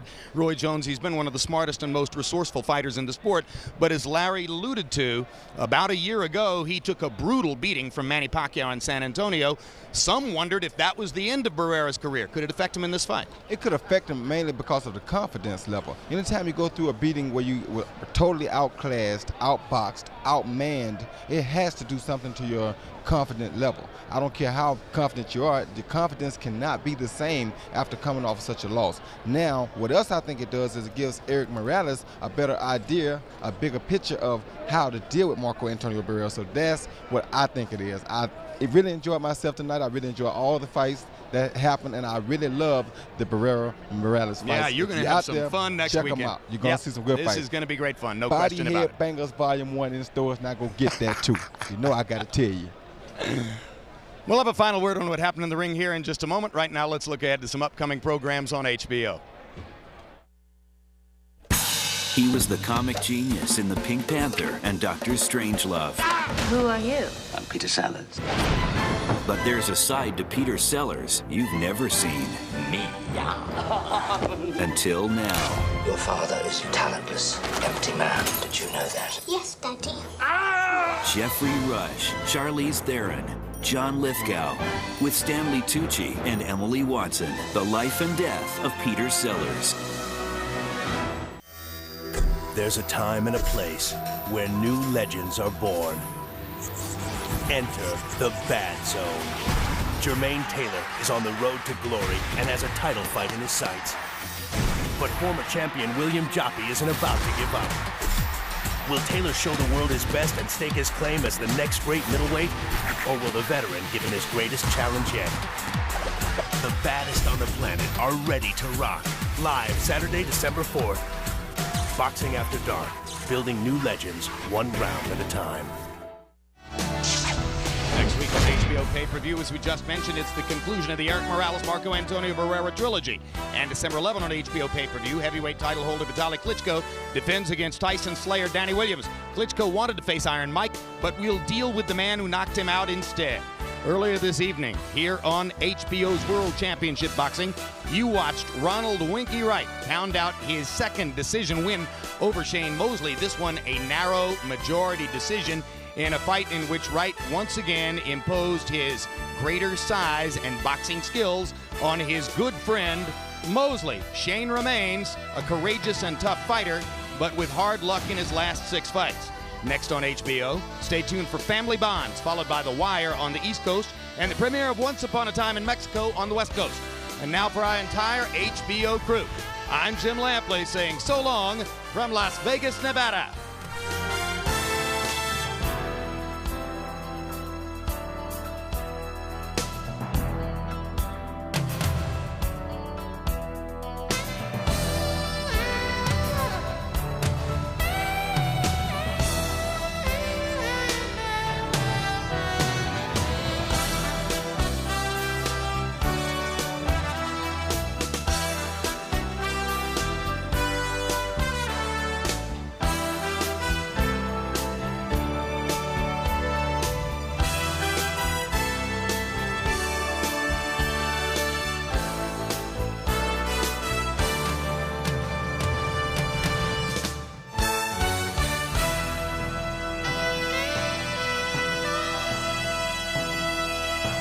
This has been a presentation of HBO Sports.